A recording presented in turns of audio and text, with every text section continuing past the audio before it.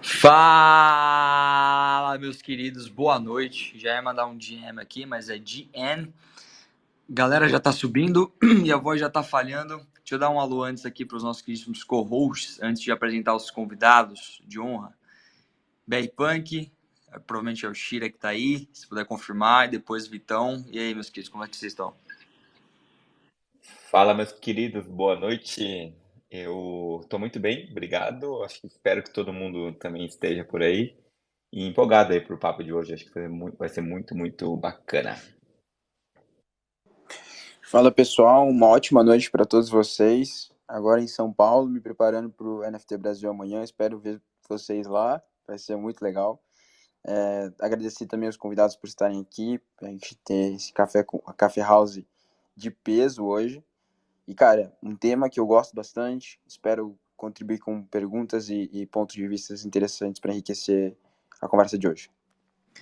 Boa, recado super rápido aqui antes de a gente começar. Lembrando que a gente trouxe dois convidados que eles vão se apresentar agora, mas aqui é aberto, então o pessoal que quiser subir, fazer pergunta ou participar da conversa, né, trazer pontos de vista e tudo mais, fica à vontade, levanta a mão que a gente puxa. Só relembrando também que a gente está gravando aqui o Spaces e que agora a gente está com um canal no YouTube, a gente está postando os cafés que a gente vem fazendo lá. Bem bacana, que traz uma visibilidade maior aí também para todo mundo, a gente alcançar outros públicos. Quem puder também, aquele recadinho de ler, né? Que a gente começa com 50 recados, mas é rápido.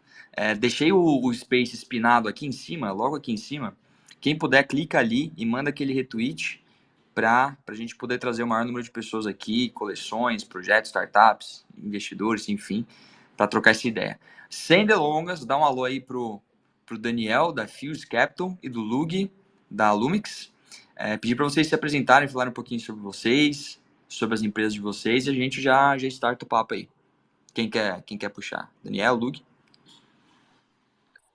Eu posso pegar aqui, até porque eu não sou Daniel. Eu sou Dan, de Dan mesmo, Ah, pô, tá? desculpa, achei que fosse o Então, Daniel. Fui no...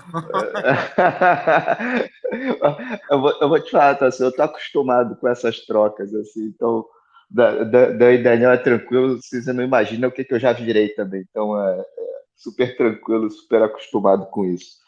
Mas deixa eu te falar, então, cara, assim, me apresentando rapidamente, cara, eu estou na área de investimentos há mais de 30 anos, então isso já entrega um pouco a minha idade. Eu acho que naveguei por várias classes de ativos, então assim, comecei como private equity, fui executivo de empresa também, mas assim, sempre como um cara do investidor, então assim, fui parar em empresas meio que usando o chapéu do investidor. E aí eu trabalhei em empresas grandes, empresas pequenas. Então, só para dar alguns nomes, lá no Private Equity foi GP, investimentos na década de 90. Aí depois eu trabalhei na Ambev, depois numa empresa que era das lojas americanas. Aí depois eu fui trabalhar aí de novo, assim, com o chapéu de investidor, mas como executivo em empresas bem pequenas, assim como a cervejaria Devassa, depois numa rede de joias chamada Monte Carlo, e os últimos 10 anos, antes de entrar em Venture Capital, eu olhava ações, empresas listadas, principalmente empresas nos Estados Unidos ou globais, na parte de tecnologia. Tá? Então, assim, já já vou fazer o link com o VC e depois com o Web3, tá? E aí, assim, eu sou empreendedor, sou mentor da Endeavor há mais de 15 anos, tá? E aí, na verdade, assim, eu juntei todas as coisas, né? Então, quando eu estava olhando tecnologia nos Estados Unidos, até gosto de contar, assim, o primeiro case que eu fui olhar era uma empresa muito estranha nessa época, ninguém sabia o que que era o tal de Alibaba, né? Aí depois eu fui descobrir que a Alibaba era um negócio enorme, isso pouco depois do IPO da Alibaba, depois eu fui descobrir que o dono da Alibaba era o SoftBank, aí depois eu fui entender que era o mercado de VC nos Estados Unidos, e eu linkei as duas coisas, como eu era mentor da Endeavor, conhecia muitos empreendedores, vi muitos unicórnios nascendo aqui, e juntei essas duas coisas. Então, juntando essas duas coisas, eu me junto com mais outros três sócios na Fuse, fundamos a Fuse em 2020, ao final de 2019. Era um fundo focado em fazer investimentos em early stage. Acho que a primeira fase da Fuse era mais agnósticas em termos de tese de investimentos, e a segunda fase, que é a fase que a gente está vivendo agora, ou na verdade há um pouco mais de um ano, a gente completamente focado e dedicado à Web3. Né? Então, hoje a gente é o único fundo na América Latina 100% dedicado ao investimento em Web3, dentro de uma tese que a gente chama de Web 2.5. Mas eu vou parar por aí, porque para deixar assunto para depois. Bora, pessoal. Aqui é o Lug, então, me apresentando, tá? Primeiro agradecer ao Rod pelo convite, BR Punk, Cioff, aí também um prazer, cara, estar com vocês aí, né, nesse Spacinhos como co-host. Dan, prazerzão te conhecer, vai ser um prazer imenso aí também, por trocar. Eu sou, então, especial aqui na Lumix Studios, né, uma startup aí que acabou de ser investida pelo Banco BTG Pactual, que tem cases, né, Web3 com Reserva, Ambev, o próprio BTG. Estamos para lançar alguns projetinhos bem bacanas aí também, que depois eu dou uns spoilers. Mas, no geral, né, a gente é uma startup que provê, né, não só consultoria, né, para as empresas que querem efetivamente entrar, né, na Web3. Hoje em dia a gente está com uma pegada muito mais focada para loyalty, né, por meio da nossa tecnologia. Então passamos por algumas pivotadas, né, cara, começamos aí lançando 55 Unit, né, então a ideia era ser como se fosse uma Yuga Labs, né, aí só que aqui no Brasil. Tivemos nosso case com a Reserva, e aí a gente começou justamente a olhar um pouco mais para esse cenário de atender, né, grandes empresas aí querendo entrar na Web3, só que com uma tecnologia que talvez aqui, né, que a gente tem um público um pouquinho mais dediado, né, vocês conhecem, que é o do Community Marketplace, né, o que é o Rarible, ela veio construída há muito tempo, que era como se fosse você ter um OpenSea privado, né, então um local onde o usuário leigo conseguiria, né, comprar um NFT, não teria que se expor ao OpenSea, mas continua sendo, né, um e-commerce, um e-commerce, né, Web3, e hoje, né, assim, com um ano aí de aprendizado, né, depois de alguns projetos, a gente está com algo completamente voltado, né, para loyalty, e algo que eu chamo muito mais de Web3 for Business do que você necessariamente estar lançando coleções NFTs, né, como é que você utiliza, né, e que nem o Dan falou, a Web3 nos moldes bem Web 2.5, né, para incorporar essa tecnologia no business da empresa, ao invés, né, de fazer algo paralelo, né, o lançamento aí de uma coleção que às vezes não conversa tanto, né, com o core da empresa. E além, né, de estar nesse papel mais Web3 for Business, também sou um bom degen aí da Web3, né, tive meu onboarding bem lá atrás, né, pelo Bitcoin, e aí, pô, sou formado em publicidade e propaganda e migrei, né, todo o meu tempo aí realmente para cripto, quando eu vi, né, na blockchain a expressão do que eu mais amo, né, que é o marketing, apesar de hoje estar hoje no comercial, né, então, cara, como é que por marketing, entretenimento, comunicação, né, estão se expressando nessa tecnologia, a gente deixa de ter uma Web3 só focada, né, na descentralização financeira, e a gente passa a falar, né, da descentralização de tudo. Então, de dia, estou aí, né, trabalhando com grandes empresas aqui no Brasil, e de noite, né, na minha grande paixão atual aí, mexendo com Ordinals, né, tô saturado, viciado, na verdade, uma parada que chama Attributes, depois eu posso contar um pouquinho como é que é. Então, tenho essa veiazinha pulsante aí também, mais underground da Web3. Boa, show de bola. Shira, Vitão, vocês querem comentar alguma coisa sobre o que eles falaram? Puxar alguma pergunta? Senão eu posso dar um start aqui também. Vai lá, Shira. Não, só quero comentar aí que é um prazer ter os dois aqui. Eu acho que são dois exemplos de grandes empreendedores, digamos assim, dentro desse universo que a gente está aqui. E também um pessoal que está vivendo, né? Vivendo na arena, né? Como a gente chama, as dificuldades e todos os perrengues aí que a gente passa no ecossistema. Mas o que é mais importante ainda são pessoas que estão, de alguma maneira, tentando fazer uma ponte, né? Uma ponte de um mercado tradicional, mercado de Web 2, né? Até estranho falar que mercado de web, e Web 2 ainda é tradicional, mas um mercado que está sendo, de alguma maneira, impactado pela Web 3. Então, pessoas estão preocupadas e olhando por essa ponte entre Web 2 e Web 3, que eu acho que vai ser muito do tema que a gente está falando aqui agora. E eu acho legal falar isso do ponto de vista, né, do ângulo de quem está dentro, né? Que é o ângulo que os dois estão aqui, e por isso que eu acho que vai ser tão interessante a conversa. Deixa eu aproveitar esse gancho aí, então. Vou jogar aqui na mesa pro Dan e pro Lug responderem. E, de novo, guys, quem quiser participar, levanta a mão que a gente puxa, tá? Fiquem à vontade e sem medo. A gente só vai sabatinar umas 30 perguntas quando vocês subirem. A pergunta que eu quero fazer é a seguinte. No café, a gente cansou de estudar alguns cases que foram saindo no ano passado, comecinho desse ano, tanto no Brasil quanto lá fora, projetos NFTs que floparam, né, completamente. Não vou nem mencionar nome para não dar BO, mas enfim, a gente analisou vários cases e acho que o ponto em comum que a gente chegou nessas conversas, vendo esses cases e analisando, foi o seguinte, que faltava experiência, entre aspas aqui, tá? Experiência Web 2 para essa galera nativa Web 3 lançando projetos e etc. E ao mesmo tempo, muita empresa Web 2 que foi lá, lançou uma coleção, etc., que também não deu certo, a conclusão, analisando, era o quê? Faltou um pouquinho de, entre aspas, ser nativo Web 3 para essa galera. Por isso, até do assunto aqui, a gente está passando pela ponte, né? Web 2 Web 3. O que eu queria jogar aqui na mesa, para o Dan e para o Luke? O que vocês acham que falta para uma empresa Web 2 querendo vir para o Web 3?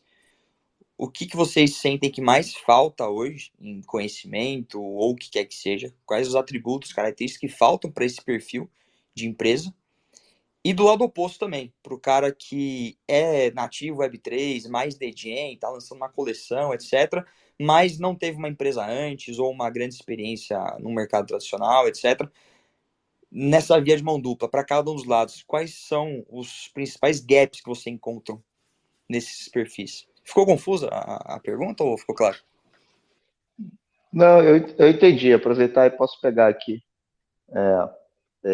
Cara, eu acho o seguinte, eu fazer o jabá, né? Acho que falta para essas empresas, falta alguém como a Fuse, né? Então, eu acho que o papel do investidor que entende dos dois mundos, eu acho que é fundamental, né? Então, eu acho que você um pouco colocou, eu só queria trazer um pouco da nossa visão, que assim, eu acho que é um pouco, ela vai além de projetos da NFT, né? Então, eu acho que, e quando a gente fala Web3, eu acho que a gente tem muito mais uma visão de infraestrutura de blockchain e tecnologias que já estão construídas aí, e que às vezes, e aí eu já respondendo um pouco a sua pergunta, tá? São mecanismos que têm eficiência, segurança e transparência que muita gente das empresas, e principalmente assim, acho que do lado financeiro, acho que é mais óbvio, né? Eles ainda não têm esse conhecimento, não têm a segurança de que funciona, de que é mais seguro, que é mais transparente e pode ser mais eficiente do que projetos, ou na verdade processos que eles já vêm utilizando e tecnologias antigas que já estão rodando aí há muito tempo, né? Então, acho que é um pouco disso que falta para o lado de Web3 querendo ir para Web2. Então, acho que é um pouco de desconhecimento e falta de segurança. E acho que assim, a partir do Web3 para o Web2, eu acho que o cara nativo de Web3 querendo ir para Web2, acho que você já colocou acho que os pontos principais. Eu acho que o pessoal mais radical, eu acho que é utópico demais em relação a dizer, de ser muito purista, no sentido de tem que ser tudo centralizado, não quero me conectar com nada que é centralizado, então acho que esse purismo atrapalha os negócios a se desenvolverem, tá? E eu acho que, além desse purismo, acho que aí você vai ter, talvez, em alguns, ou numa parte relevante de empreendedores de Web3, a falta de experiência de ter vivido um business do modo mais tradicional. Então, assim, conectar os dois mundos, pegar cliente, adquirir clientes, fidelizar clientes, escalar o produto, são coisas que são coisas muito de mundo real, que às vezes o cara nativo de Web3 ele sente falta ou tem falta, né? Seria mais ou menos isso. Boa. Shira, quer falar antes? Você que estava com a mão levantada aí? Eu só queria, assim, acho que é sempre interessante a gente entender um pouco o ângulo, né, de cada das pessoas que estão falando aqui. E Dan, fiquei com uma curiosidade para você falar um pouquinho mais da Fuse e como é que hoje a tese de investimento de vocês, que tipo de fundo vocês são e onde vocês mais atuam, em que segmento assim, da Web3 é o focal de vocês hoje. Só para a gente ter um pouco mais de... Você até citou que a questão que não é apenas projetos de NFT, né? A gente está querendo entender um pouquinho mais do qual que é o ângulo que vocês estão atuando, só para ficar mais claro para a gente. Claro, a gente atua, acho que a gente entende o Web3 como, muito mais como uma tecnologia de infraestrutura, então a gente falaria muito mais como blockchain como um todo. Tá? E eu acho que assim, acho que alguém já mencionou aqui, mas o que é mais óbvio hoje, tá? É você trazer a infra que existe em Web3 para você modernizar produtos financeiros do mundo tradicional. Tá? Então, assim, se você imaginar, por exemplo, assim, uma cadeia de pagamentos, como acontece assim, dentro de um processamento de cartão, por exemplo, né? Então, você tem o adquirente, aí você tem eu não sei exatamente quais os passos, você tem vários intermediários dentro desse passo desse processo, que na verdade isso poderia ser feito de uma forma muito mais transparente e confiável se isso tivesse sido registrado em blockchain e esses processos fossem feitos dessa forma. Assim como conceitos de custodiante, né, um conceito que muda muito quando a gente vai para a Web3, o cara que é um intermediário, a necessidade de você ter um intermediário que você confia para você fazer algum tipo de transação, principalmente as financeiras, tá? Ele meio que desaparece do sistema. Então, o que a gente tem visto, na verdade, o que a gente faz? A gente investe em empreendedores que criam soluções que utilizam esses dois mundos, né? Na verdade, utilizam a tecnologia de Web3 ou tecnologia de blockchain e querem acessar clientes de mundo real porque eles estão resolvendo um problema de mundo real. Tá? Então, eu diria que esse é o tipo de empreendedor, o tipo de empresas que a gente procura, e é nessas características de conseguir escalar em um Web2 ou mundo tradicional, eu diria que é o papel da Fuse, entender e ajudar a escalar o negócio. Perfeito, perfeito. Tá bem claro aí. Obrigado, Dan, pela explicação completa aí. E, Lug, pode tocar aí. Boa, vou puxar aqui, e inclusive, cara, só queria apontar, tá, o quão, acho que assim, profunda, né, essa pergunta do Shira, porque tem uma frase que eu venho usando hoje em dia, né, que ao mesmo tempo que a Web3 é tudo, né, então quando o Dan falou assim, você olha para um nível de infraestrutura, né, meio que vai tudo que está na blockchain, a Web3 também não é nada, né, de tão ampla que ela está hoje em dia, né, você tem desde o setor financeiro até o setor de saúde, até o setor, né, de entretenimento, tudo se expressando, né, e nos mais diferentes graus, né, efetivamente aí nessa infraestrutura, né, descentralizada, a ponto que, como eu sempre comparo, né, a blockchain é o Big Bang, né, foi uma grande explosão, a gente está naquele momento de funil, onde está tudo ainda meio denso, você não tem as coisas muito bem conectadas, e com o tempo elas vão se conectando, né, então é muito interessante, né, esse tipo de conversas sobre o Web3, né, com diferentes pessoas falando sobre isso, porque, mais uma vez, né, para cada um que está aqui, a Web3 ela tem um certo significado pela nossa vivência, né, pelo grau, né, de inserção que a gente está no espaço, e quando esse tipo de conversa, né, ele colide, acho que a gente tem as grandes sacadas assim, né? Então, só queria, acho que trazer esse ponto aqui para essa pergunta do Shiro, quão profunda, né, importante ela é. E acho que assim, só trazendo alguns pontos a mais, né, para o que o Dan trouxe, para aquela pergunta, né, do Rod, né, sobre o que falta para a Web 2 e para a Web 3.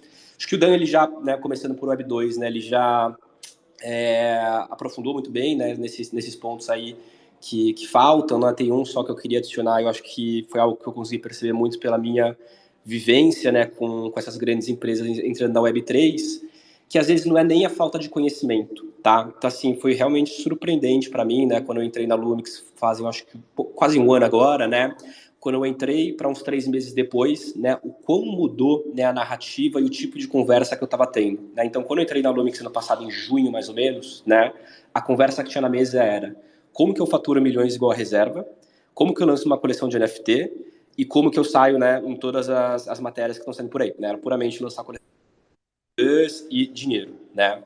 E era uma galera que não entendia nada, né? Nada com nada, assim, eles só estavam interessados no dinheiro, né, e no buzz.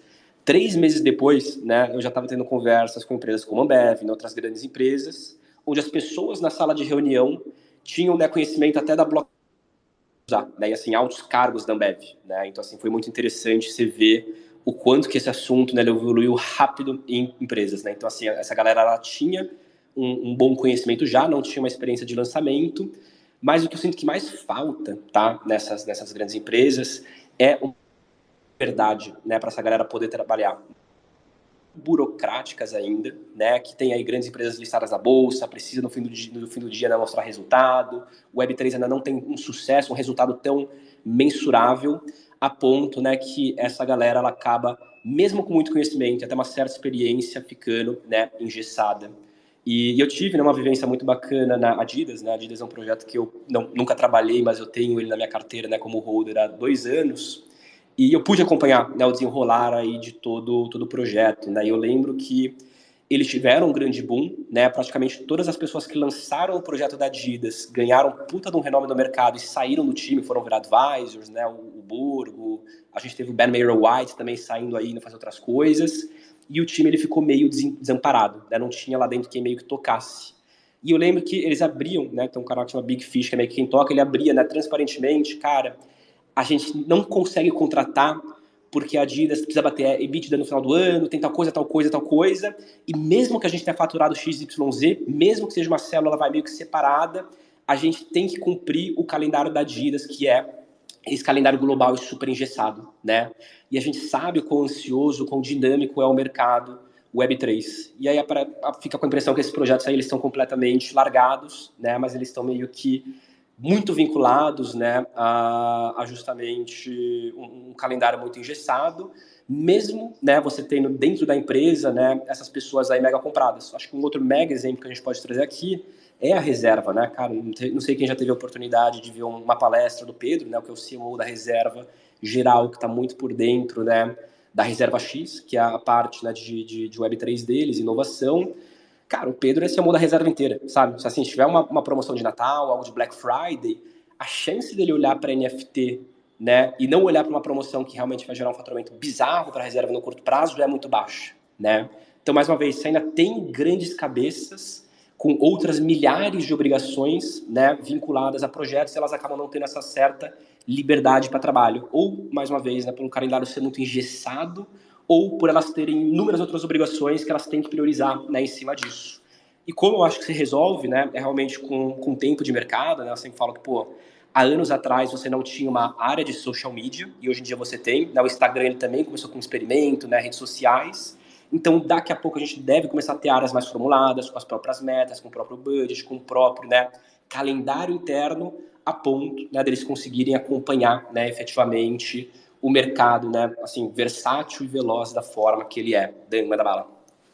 Tira também.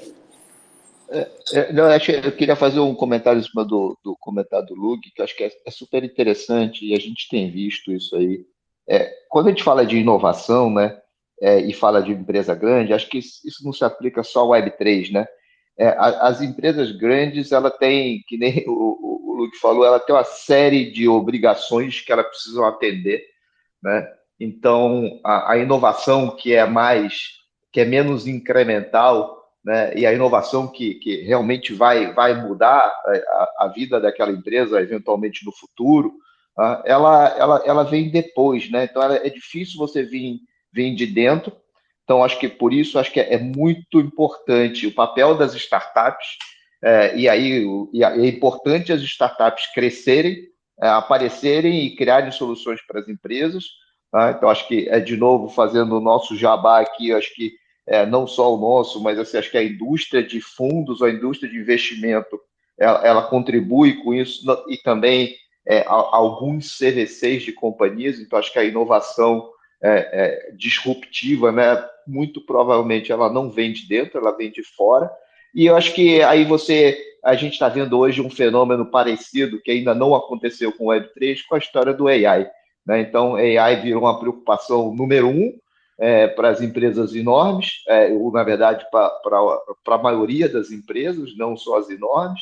E acho que, assim, e aí virou mainstream, né? Então, assim, o Web3 ainda não virou mainstream, E isso um dia vai acontecer, tá? Então acho que essa é a nossa, assim, é uma visão que a gente tem. Boa, perfeito. Chiraco, manda bala.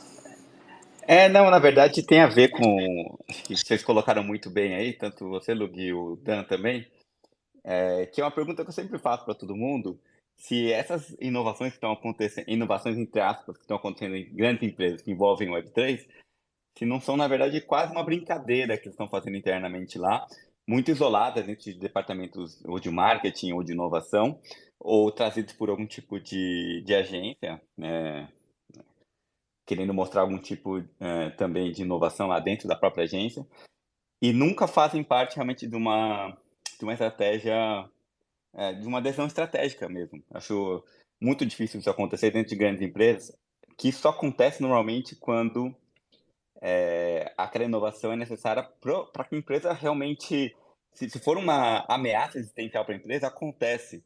Mas se não for, é muito difícil de acontecer um grande movimento, um movimento mais nativo dessas grandes empresas, exatamente pelo que você falou, Gug, por causa do risco, né? A gente sabe que entrar no mercado insurgente, assim, que está começando agora, é extremamente arriscado para as empresas, de todo lado, né?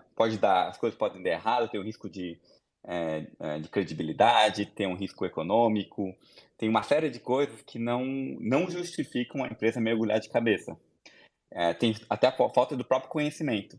E elas normalmente só mergulham de cabeça lá depois, lá na frente, quando vira um risco existencial para a própria empresa, para elas fazerem isso. Até antes disso, fica muito difícil acontecer, a não ser que tenha ali uma equipe de gestão muito visionária, que entenda um grande ciclo de mercado se encerrando, no mercado dela e iniciando um outro. Então, é o próprio dilema da inovação, que é super famoso aí, de como é difícil você pegar essas empresas que estão pautadas em modelos específicos, fazer com que elas mudem ou se exponham verdadeiramente novos modelos. Muitas delas fazem isso meio que mais pelo hype. Você vai ver que é muito departamento de marketing querendo mostrar que a empresa é inovadora, querendo mostrar, né, do que sendo exatamente inovadora. E eu entendo que isso aconteça. Não é nem um demérito para as empresas isso. É natural que isso aconteça pela estrutura com que elas são montadas. E seria muito estranho se todas elas fizessem isso. Então são poucas que fazem isso, e as poucas que fazem isso são as empresas que são conhecidas mundialmente como as empresas mais inovadoras. Então, é de se esperar que isso aconteça, e eu acho que o erro, na verdade, está no mercado achar que quando uma grande empresa dessa está fazendo um projeto de Web3, que a empresa está mudando, que está tendo alguma coisa. Normalmente é 2 ou 3 gatos pingados ali dentro do departamento de marketing e inovação que está fazendo um teste, e se puder isolar o nome da empresa, isola, sabe? Colocam uma outra marca, até a própria reserva, né? Reserva X e tal. Os caras querem fazer algo diferente, mas eles têm muito medo da consequência que isso vai fazer, e não tem estrutura ainda, não tem estrutura, digo, de estrutura de risco mesmo, que justifique um passo tão grande.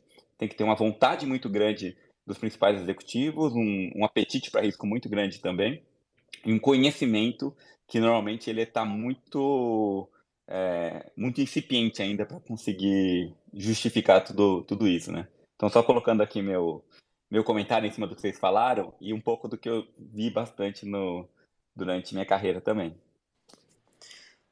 Acho que acho que o Soft tinha levantado a mão antes da gente aqui. Você quer comentar alguma coisa, Vitão? Cara, eu ia iniciar uma pergunta, mas como o Lug levantou a mão, aí eu vou. E você também levantou a mão, aí eu vou depois para iniciar esse Eu novo também tópico. ia iniciar uma pergunta, então vai lá, Lug. Boa, deixa eu só concluir aqui então, tá? Eu acho que já é realmente uma conclusão. Cara, isso que o Shira falou, né? Acho que assim, é muito verdade, né? Essa questão das empresas elas entrarem mais uma vez, né, lançando coleções de NFTs e não algo, né, for business. Muitas, né? Muito desses projetos saindo, né, de agências aí, então realmente algo com quase que um pop-up, né? Um começo, meio e um fim muito curtos, né? Sem uma visibilidade de longo prazo. Só que eu acho que nesse momento a gente está começando a ter um switch, né? E são alguns cases interessantes, né, da gente estar acompanhando.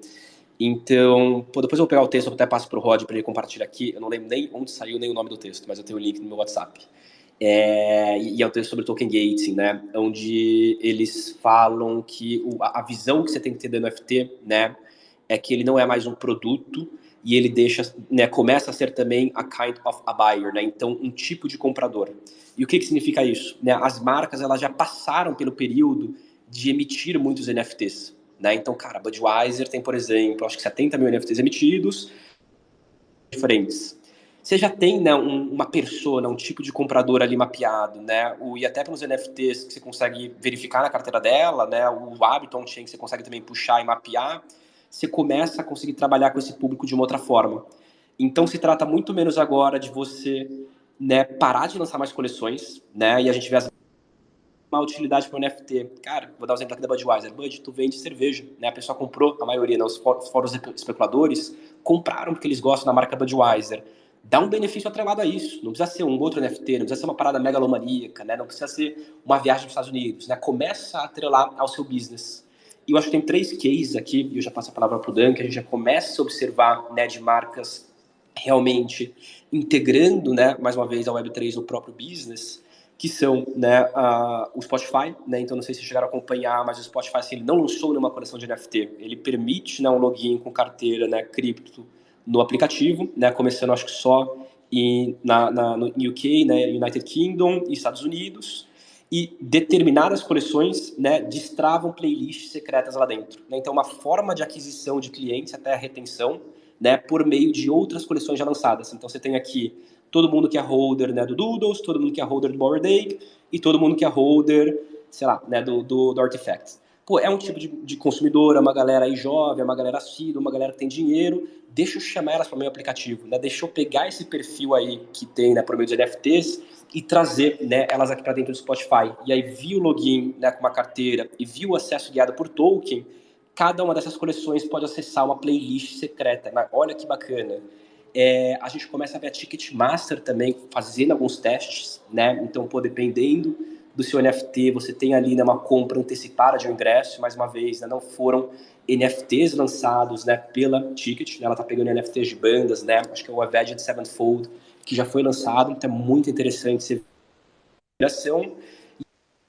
Nike. Então a Nike, ela teve uma emissão bizarra de NFTs com a Swoosh, acho que foram 400 mil.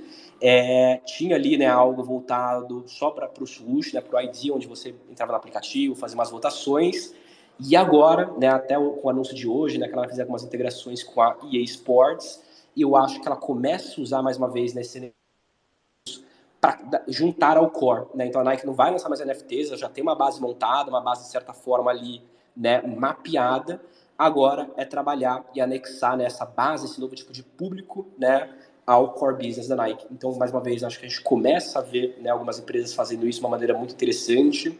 Empresas que entram na Web3, mais uma vez, né, integrando a Web3 sem lançar uma coleção, acho que são interessantíssimas, né? A Tiffany fez isso também, né, proporcionando para o Punk comprar lá os pingentes, né, personalizados. Cara, muito genial, né? Você sabe que todo holder de Punk tem dinheiro pra caramba, todo holder de Punk, né, tem aí uma tendência também a ter algo colecionável, e era um momento de você fornecer um colar da Tiffany para ele guardar para sempre, né, estourar no Twitter ali, fazia muito sentido. Os caras faturaram 15 milhões de dólares, né, 15 milhões, sem lançar propriamente uma coleção. Que é o Web3, né, com o core business deles, né, e eu acho que esse é o grande próximo movimento. Né, e mais uma vez, Spotify, Nike e Ticketmaster são bons cases, né, para a gente começar a acompanhar nesse sentido. Eu ia fazer só um comentário em cima do Lug. Eu acho que tem, e vou trazer de novo até o exemplo do chat GPT, né? Mas eu acho que quando a gente fala de NFT, a gente, eu imagino, a gente não deveria ficar preso só às coleções, né? Eu acho que você tem, acho que infinitas possibilidades de utilização da NFT, até mesmo você, até conhece uma empresa, né, que está fazendo o NFT de um imóvel, né? Então, acho que a utilização de NFT eventualmente para identificação, né? Então, acho que assim, tem a tecnologia NFT, acho que ainda tem uma infinidade de produtos que vão ser lançados em cima dela, tá? E aí, fazendo a analogia, não só da NFT, mas da Web3 como um todo, né? Acho que quando a gente fala de AI e o chat GPT, acho que ele foi muito feliz em ter um produto super acessível, de graça, né? No caso, onde as pessoas conseguem usar, estão habituadas a fazer chat. Então, assim, um produto totalmente assim killer, né? Assim, um super produto. Então, acho que a gente não viu ainda um super produto que vai atingir as grandes massas em Web3. Por isso, assim, pelo menos na nossa visão agora, ou nos próximos anos, a gente está trabalhando muito mais na parte de infra, no blockchain, na verdade, quando a gente fala de escalar, né, que às vezes as pessoas vão estar usando o Web3, eventualmente para tomar um financiamento ou usar algum produto financeiro e não sabe nem que passou por Web3, né? Então, ela vai ver isso na maior eficiência, no melhor custo, na maior transparência, mas não sabe nem que está rodando o Web3. Então, acho que é aí que a gente vai ver efetivamente a Web3 começando a escalar. Vai lá, Cioff. Pode fazer sua pergunta aí, se você puxar. Perfeito, perfeito. Hoje, mais cedo, eu estava com o Ângelo, que é um dos fundadores do WeLook. O WeLook, ele é uma plataforma de gamificação social, né, Web3, e eles têm uma parceria muito forte com o POAP. E, inclusive, foram investidos pelo POAP. E quando a gente estava conversando com ele, e pô, eles trabalham na fronteira ali, né, de Web3, como Web3 pode ser acessível para as pessoas, né, como Web3, os NFTs, na verdade, eles não são NFTs, são stickers, né, coisa do gênero. E ele estava falando um pouco sobre como o Willook tá trabalhando essa parte social, essa parte de entender como as empresas e as marcas vão usar isso. E isso me lembrou muito a selos, inclusive. Depois, se o Luke quiser, eu conecto os dois, pra vocês trocarem experiência, trocarem figurinhas, literalmente.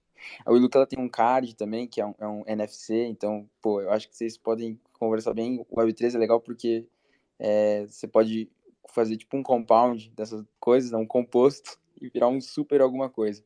E ter um super case. Bom, enfim, continuando. E aí a gente, em certo momento, conversou sobre como o POAP, embora eles sejam muito próximos do POAP, né, amigos, investidos e tal, parou de inovar. Né, eles captaram 10 milhões de dólares e nesse meio tempo eles não inovaram muito. Né, eles se tornaram mais do mesmo, basicamente, e agora estão cobrando da galera também. Então, eu, pessoalmente, parei de usar POAP. O meu último POAP que eu coletei foi em abril. Né, e eu sou um colecionador assíduo de POAPs. Eu tenho POAPs aqui que são raríssimos. Mesmo assim, eu parei de coletar porque eu acho que não faz mais sentido. Porque eu acho que, embora eles começaram uma ideia muito boa, que é o Proof of Attendance, né? Como você prova que você esteve em um lugar, se você participou de um evento, de uma festa, de uma conferência, de uma aula, de um Twitter Space, de um streaming, eu acho que eles começaram uma ideia muito boa, mas eles não conseguiram realizá-la na plenitude. É muito amador para mim, muitas coisas que você faz dentro do PAP, essa questão de ser curado manualmente, cada design, ou de você receber links por e-mail, isso não faz sentido para mim mais, e é muito arcaico. Isso me lembra um pouco daquelas primeiras plataformas de Web 1 que surgiram, até a Web 2, né? Quando você pega Napster, quando você pega o KD, para quem era brasileiro e estava vendo aquele primeiro momento dos buscadores. Muita vontade, começa um mercado novo, mas não sabe executar muito bem ou desenvolver aquilo a partir daqui. Eu posso estar falando muita besteira hip-hop e amanhã tem uma super atualização e fala tudo que eu falei morro por terra. Mas, aí é uma pergunta que eu vou dividir pro Dan uma e pro Lug outra, tá? Mas se um quiser comentar outra, fica tranquilo. Primeiro, o Lug, como ele vê esse tipo de paralisação de inovação, né? Se você realmente vê isso ou não dentro de players de Web3 e que se pode ser sanada ou não por players de Web2 que às vezes têm mais time, mais dinheiro para poder implementar essas coisas, não sei, ou mais até experiência. Como que ele vê isso? Até porque eles estão criando a Selos, que é uma plataforma no mesmo mercado que o POAP, né? Me corrija se eu estiver errado depois. E para o Dan, como ele vê essa. Qual apetite é maior na hora de investir? Investir num player de Web 2 que eventualmente tem um braço em Web 3 e está fazendo essa ponte, ou um de um Web 3 que criou uma solução muito interessante, mas precisa de um pouco de ajuda e experiência para levar isso ao mercado? Boa, vou começar puxando aqui então. Cara, sensacional a pergunta, tá? Mais uma vez, eu acho que eu tive o mesmo feeling que você, né, de POAP, né, cara? Era uma parada que eu era vidrado ali, tem uns super antigos também, mas mais uma vez, pô, tava em outra chain, era caro pra caramba pra migrar pra Ethereum, não tinha utilidade. Já tentei criar alguns POAPs também, era um parto criar, não entendia direito o site, tinha 3 links diferentes pra fazer cada coisa, né? E acabei me frustrando um pouquinho. Mas com certeza, né, esse conceito é muito interessante, até por isso que a gente derivou, né, na Selo. Então essa pergunta, né, sobre justamente essa galera às vezes meio que parar no tempo, né, então assim, ter talvez ideias tão visionárias, mas um produto, né, tão inadequado, uma UX tão inadequada, que nem foi o POAP, né, então uma boa ideia com um produto que não representava e a Web2 realmente podendo influenciar nisso. Eu digo com certeza sim, tá? Inclusive essa é uma frase que, mais uma vez, como diretor comercial, uso em todos os meus pitches, né? Que eu falo assim, galera, né? Assim, eu entendo de Web3, eu entendo um pouco do business de vocês, mas quem entende do business, né? Assim, pô, quem entende de moda, quem entende de esportes, quem entende, né? De cosméticos, são vocês, né? E eu vou trazer as provocações, eu vou trazer a infra para a sua empresa, né? Se expressar numa nova, né, plataforma de blockchain, conseguir, né, fazer o que não conseguia antes, mas tem que ser uma construção, né, a 4 mãos. Então é um aprendizado bizarro, né, que a gente tem com essas empresas. No fim do dia, assim, é Web3, né, é revolucionário, tem aí todas as suas vantagens, mas você está falando sobre pessoas, você está falando sobre conexão, né, você está falando sobre, né, muitas vezes o que você fala da Web2, que já tem muito insumo, conhecimento, né, do que dá certo ou não. Então nem sempre você precisa estar reinventando a roda, né, e aí você ter essa combinação de Web2 com Web3 é algo, né, mais uma vez, eu acho que assim, a inovação da Web3, né, mas o conhecimento já adquirido, né, na Web3, juntar, né, o que dá certo de um e o que possibilita o outro é sensacional e acredito que isso falte, né, na Web3 e muito, né, pelo que o Dan também falou, às vezes você tem um certo purismo, né, de querer realmente renegar, né, a Web2 por completo, né, e querer fazer tudo da forma Web3 que nem sempre é a mais adequada para se abordar, né, o usuário, né, interagir com o usuário e encantar o usuário no fim do dia. E acho que, assim, só para concluir aqui, né, um exemplo que eu trago, né, que é algo que eu venho vivendo de uma maneira muito intensa, que eu comentei, né, tô bem fissurado aí nos Ordinals, e assim, explicando rapidamente, né, Ordinals é uma nova aplicação que surgiu no Bitcoin, e qual que é a narrativa, né, que vem surgindo no mercado?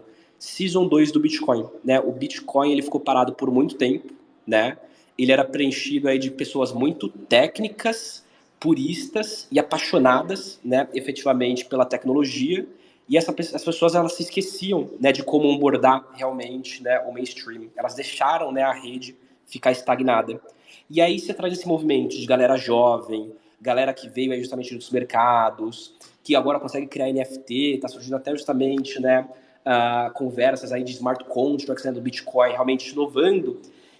O sentimento que eu tenho, né, é assim, pô, eu nunca vi tanta novidade e coisa nova surgindo, né, na blockchain do Bitcoin. Por mais que o Bitcoin seja ali, né, puro código e tenha que ser uma reserva de valor, né, mas eu nunca vi o ambiente, né, tão inovador, tantas carteiras surgindo, né, pô, é horrível você ter uma carteira de Bitcoin, é tudo muito ruim, e agora, né, tá tudo ficando muito mais próximo, né, do usuário, tudo muito mais fácil de ser utilizado, então você meio que deu uma rejuvenescida, né, deixa de ser um encantamento cego pela tecnologia e se fazer utilidade, né? E não só utilidade, mas também, como o Dan falou, né, algo Web 2.5, que consiga juntar, né, os dois mundos e não fique, né, naquela discurso purista ali da Web 3, da blockchain pela blockchain, né? Então, só concluindo toda essa volta aqui, né, esse exemplo que eu dei aí também com o Bitcoin, muitos aprendizados, tá? Que a gente tem aí de pesquisas, né? Neuro, de comportamento, que a gente traz aqui para a Web3, né? Isso já está tudo pronto, não precisa fazer, e a gente acaba, né, incrementando o produto, né? Utilizando mais uma vez a tecnologia como algo que fica ali escondido, que o usuário nem sabe que ele está utilizando, e focando muito mais na usabilidade e nos resultados que aquilo traz, né, para ambas as partes. Então, bacana tá esse contato aí dos dois mundos, Web2 e Web3.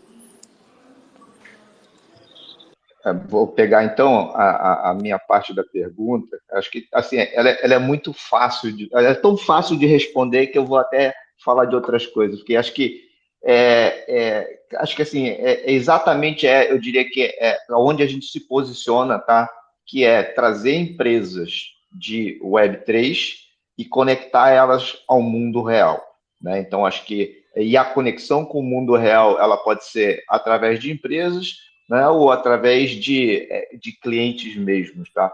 Então, assim, acho que a resposta para a gente é muito mais rápido, mais fácil, porque não na mão inversa, né, que seria a empresa de Web 2 indo para a Web 3, tá? Mas acho que, de novo, até um pouco do que eu falei, né, quando a gente está falando de inovação disruptiva, tá, que é diferente da inovação incremental, é muito difícil para as grandes companhias ou para as companhias do mundo tradicional se disputarem, né? Então, assim, ela provavelmente vem de uma companhia de fora, de uma companhia mais ágil, menos burocrática, mais ousada, com menos risco. Então, assim, essas são todas características de companhias pequenas, né? Então, são startups que são inovadoras de verdade, tá? E vão ajudar a empresa do mundo tradicional a ser mais eficiente, tá? E eu acho que ela é importante muito nesse momento, tá? Então, assim, a gente vai viver esse momento e ainda por alguns anos,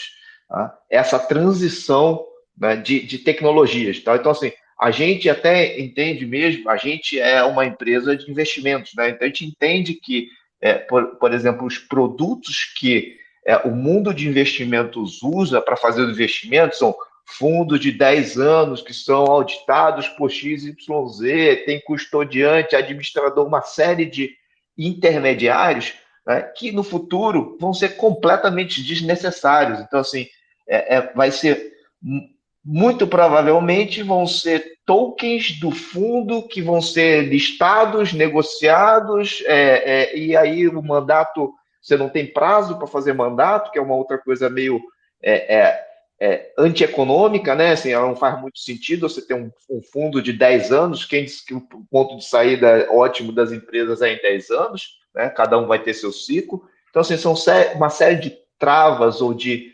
amarras e intermediários que o mundo financeiro colocou para gerar mais confiança e para gerar mais credibilidade, que com a blockchain funcionando e se tornando mainstream, né, esse tipo de coisa vai ser desnecessário. Então, assim, eu acho que hoje é muito importante esse papel dessa intermediação e dessa tese na qual a gente investe, que a gente chama de Web 2.5, mas daqui a algum tempo a gente vai estar, sei lá, falando de Web 3.5, porque o 3 é o mainstream, né? Então, acho que é a questão do momento.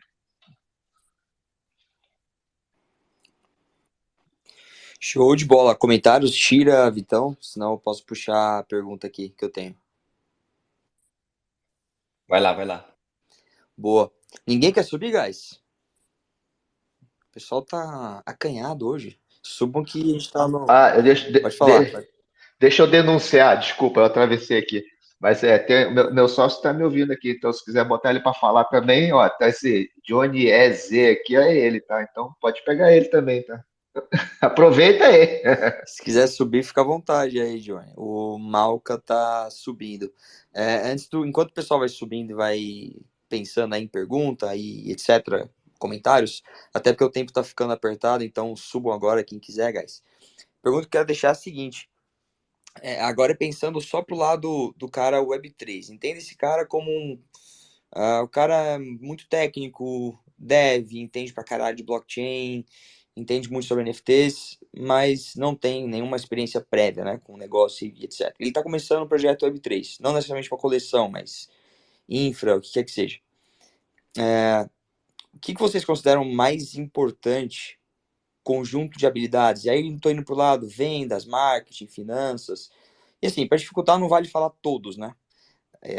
O desafio é justamente vocês trazerem algo que, por algum motivo, X, Y, Z, experiência própria, que quer que seja, vocês acham que é mais importante um conjunto de habilidades para essa pessoa aprender, de negócios mesmo, né? Se quiserem ter fica à vontade. Eu vou puxar aqui. E acho que no fim do dia, cara, é a questão do bom produto, né? Acho que não tem que eu venho aqui não, né? A gente sempre fala que a grande questão que falta, né, é o UX, né? Não adianta nada você ter um baita marketing, um baita time de vendas. Se mais uma vez, né, foi o exemplo que o Cioff trouxe. Cara, você chega lá com um produto que ele tem uma baita ideia e é ruim de usar, né? Pô, não quero, né, ficar submetido a esse produto, né? Não entendo esse produto, não quero, né, ficar utilizando por uma seja aí revolucionário. Então, acho que assim, mais uma vez, né, você construir um bom produto que esteja alinhado, né, com um direcionamento, quem que ele quer atingir, qual que é a geração, quem é que consegue usar, né, deixa eu procurar aplicabilidades, né, para que o usuário ele se sinta confortável, ele queira voltar, tenha, né, um significado, ele tá ali que não seja, né, a mera especulação. Né, acho que dando mais um exemplo aqui, cara, sou um cara que estou há muito tempo já nesse mercado cripto, né? E aí ontem fui nessa especulação maluca, comprei um rare set, né? Então Satoshi raro, que, né, é o primeiro Satoshi de um bloco de blockchain. E aí o cara, para me enviar, ele pediu para eu fazer o download de uma carteira que chama Sparrow. Eu demorei 1 hora, né, para mexer nessa Sparrow daí. Era um negócio chato, tinha multi-sign, né? Então assim, era um produto que me irritou, né? Mesmo sendo uma pessoa que conhece do ambiente. Então, você tá falando, né, de inovação, tudo mais, no fim do dia é sobre produto, né? Cara, você tava até fechar com uma frase aqui que eu acho que até é um pouco polêmica, né? Mas quero jogar até para ouvir vocês, né?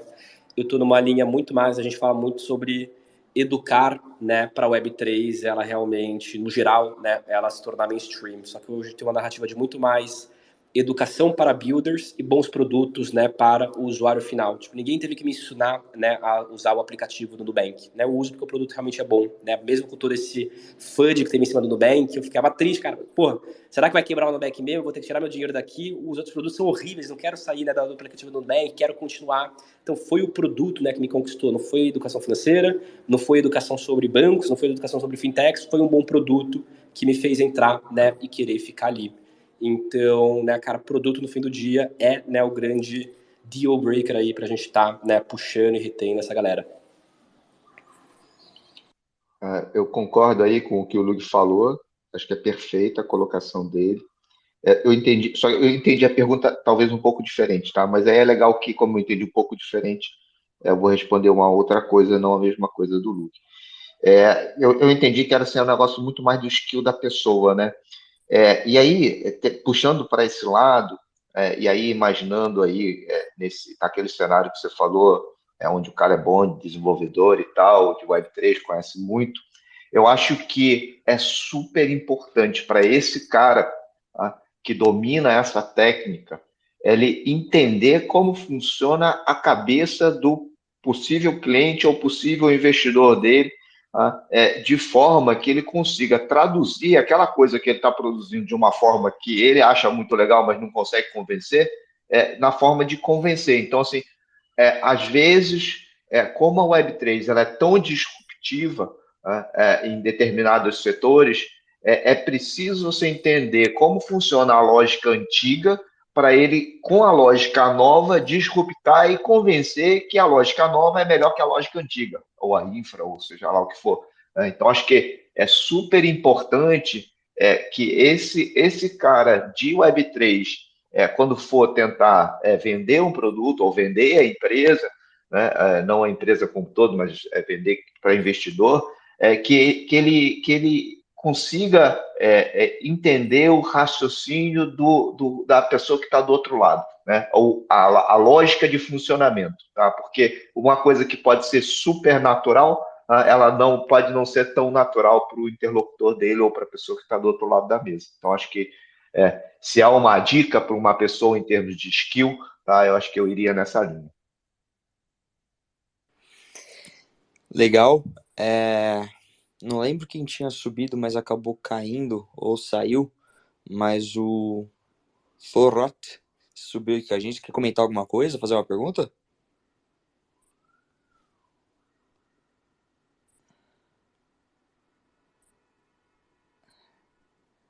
Tá no mudo? Ou não sei se não quer falar. Opa, entrou agora? Boa, entrou. Maravilha. Prazer, Tom Cata.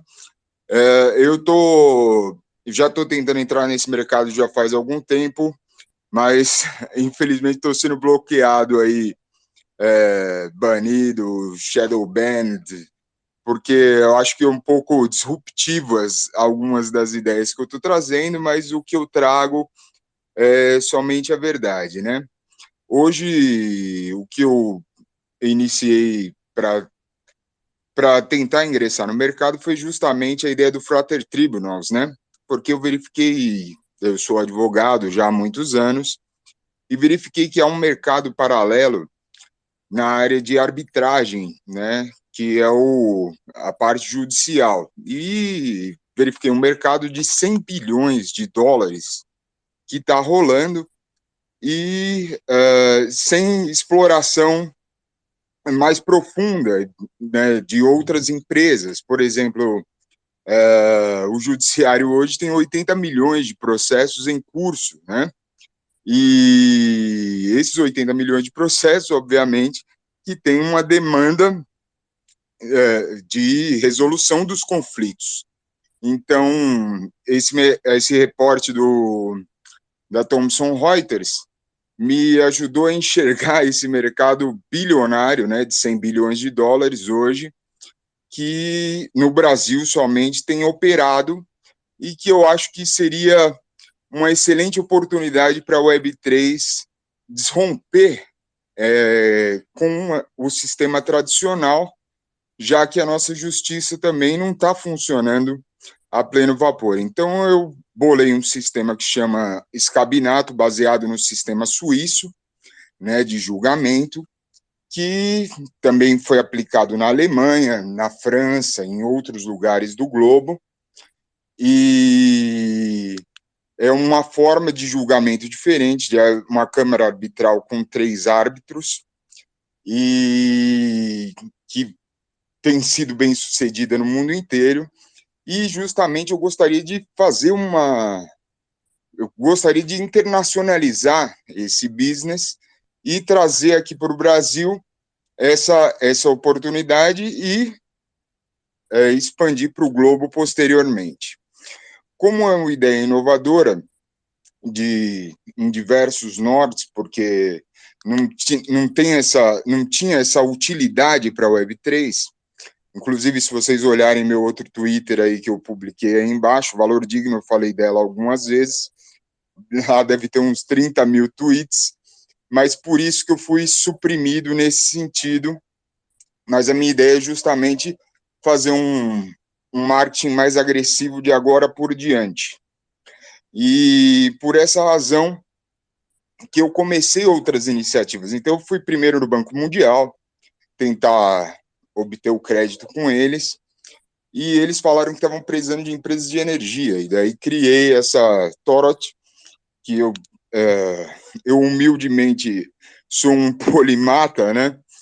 Porque estudei diversas áreas durante a vida e tive a oportunidade de criar diversas coisas, né? Eu escrevi 6 livros já sobre diversos assuntos, se vocês quiserem dar uma olhada, tem lá meu site também, e fui desenvolvendo justamente essas oportunidades à medida que foi sendo apresentado. Ó, o Banco Mundial precisa disso, fiz a empresa de energia, que eu acho que, de uma certa forma, está tudo interconectado e dá para descentralizar tudo. Então, diante da nossa política, tudo mais, eu falei, pô, se eu reunisse todos os aspectos do mercado e, inclusive, político, né, o que eu poderia bolar? E aí bolei um sistema de democracia diferente, que é o sistema de democracia líquida, livre e direta, que está previsto na nossa Constituição, o artigo 1º, parágrafo único, que fala dessa possibilidade, que os indivíduos podem votar em medidas diretamente, sem precisar dos representantes legais. E por essa razão que eu acho que eu tenho sido um pouco suprimido, mas são uma medida completamente legal e válida e que ajuda nesse mercado a ser mais disruptivo ainda. Então, eu gostaria de aliar essa ideia do Frater Tribunals com essa democracia líquida, livre e direta, que é como eu chamei. Então, convido a vocês a olharem o plano de negócio, está aí já coloquei aí para alguns de vocês, e depois vou pôr o link aqui que tem o plano de negócio, a parte dele que interessa, né, para vocês enxergarem as matérias acerca do report da Thomson Reuters, o GDP do Brasil, o que está acontecendo, né? E o lucro dos tribunais em si, que hoje está em torno de 150 bilhões de dólares, só de reais, só aqui no estado de São Paulo. Então, imagina, 27 estados a gente tem aqui no Brasil, e cada tribunal desse tem uma média de lucro, né? Isso é lucro, porque o estado que não trabalha bem a grana, imagina romper esse mercado para poder abrir para novas possibilidades com essa ideia das câmaras arbitrais, que não precisam ser necessariamente advogados para julgar, mas pode haver o especialista, inclusive eu gostaria de incluir uma outra forma de inteligência artificial que eu justamente pensei no modelo já e já desenvolvi as ideias para o modelo, que é o IAI, como eu chamei, né, que é a inteligência artificial ética, né, ou Ethical Artificial Intelligence. E aí, justamente, dá a oportunidade da pessoa ser julgada de acordo com a lei pela aplicação da inteligência artificial em si. Então, daria para fazer parceria com uma empresa grande dessas, como não penso o chat GPT, porque a gente sabe que tem um viés econômico e financeiro, especialmente do Fórum Econômico Mundial, mas tem outras possibilidades que eu já estou até estudando e elaborando aqui, o meu próprio, para poder fazer o sistema funcionar em cima dessa plataforma e ofertar como um terceiro juiz dentro dessa plataforma, né, o Scabinato são 3 juízes que julgam, né, na minha concepção, e daí o terceiro juiz seria optativo ser uma inteligência artificial ou um especialista do mercado. Então, convido a vocês a conhecer e fazer essa parceria aí para a gente poder se desenvolver e transformar esse mercado e o nosso país que está precisando de novas soluções disruptivas. Fechou. Valeu. Parabéns pelo projeto, cara. Valeu pela participação. Quem tiver interessado, dá uma olhada, dá uma conversada. Chama o Demi, né? Acho que vai estar disponível para vocês conversarem. Tá disponível Beleza. aí? Fechou. Vamos só avançando aqui, porque a gente está passando um pouquinho do tempo. O Malca subiu. Malca, alguma pergunta, última pergunta ou comentário rápido aí para a gente ir encerrando? Dale. Boa noite para todo mundo. Malca, eu sou o Júlio Lino, eu faço aí o Business Developer da Rádio Caca no Brasil e Portugal. Já acompanho vocês aí pelas redes há bastante tempo. O Lug, Rick, galera, gangue da pesada. Adoro as ideias de vocês. Acho que o que eu ouvi aqui em relação ao conceito de Web 2.5 é extremamente essencial, né? Para esse awareness, fazer o público em geral enxergar a função real de não ter não ter um intermediador, né?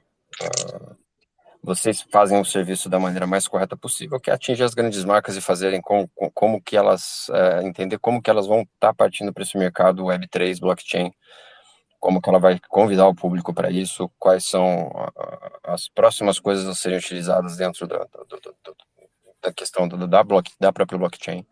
Tá. Temos aí muitas coisas novas surgindo, e-mails, nossos IDs, esse malca.bab hoje também já é uma caixa de e-mail, pode ser enviado e-mail para ele através da blockchain, que eu acho que é um dos produtos que vão emergir à tona aí num próximo momento, inclusive, por que não para as grandes empresas, né?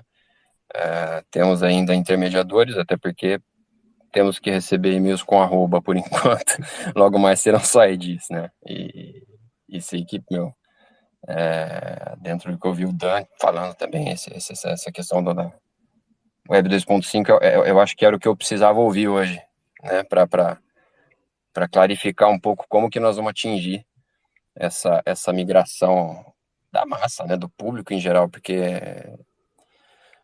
a gente tem também o colega que estava falando agora em relação à tecnocracia. Eu sou um idealizador ferrenho disso, mas é um assunto um pouco ainda distante.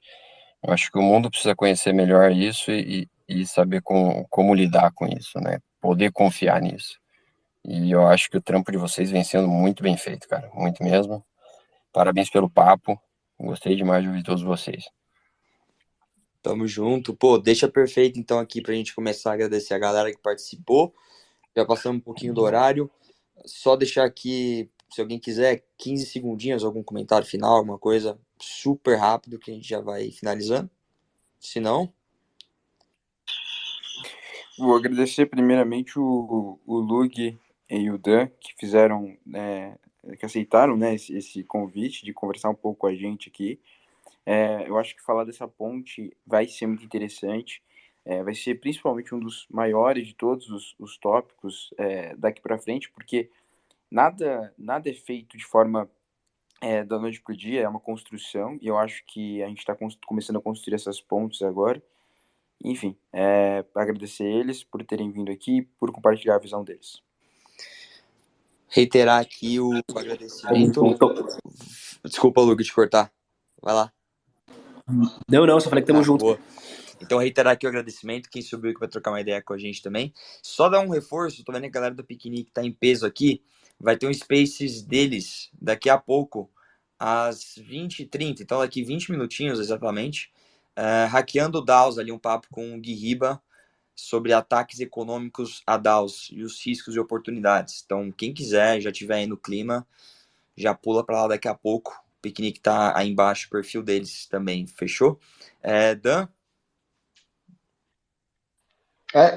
Sim, bom, de novo, obrigado aí pela oportunidade, mas acho que só aproveitar e deixar uma palavra aqui em relação acho que esse período de transição, né? Eu acho que, como diz o próprio nome, é um período de transição, né? Então, acho que grandes mudanças, elas vão acontecer aos poucos, né? Então, acho que as coisas devem ser feitas pela beirada, né? Aquela história de ir comendo pelas beiradas.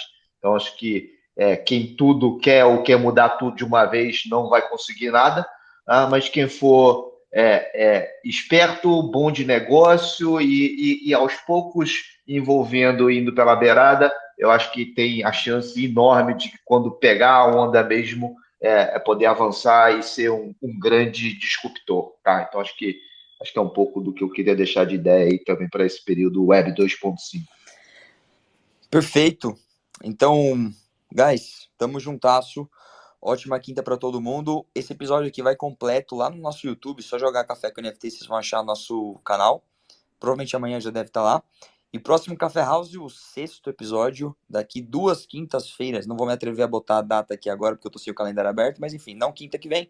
A próxima, a gente com certeza vai avisar, vai anunciar aí com antecedência, pra gente seguir com esses papos aqui sobre business, Web 2, Web 3, a ponte e tudo mais. É isso. Shira, Vitão, valeu como sempre também, meus queridos. Tamo junto. Boa noite a todos. Valeu, gente. Até mais.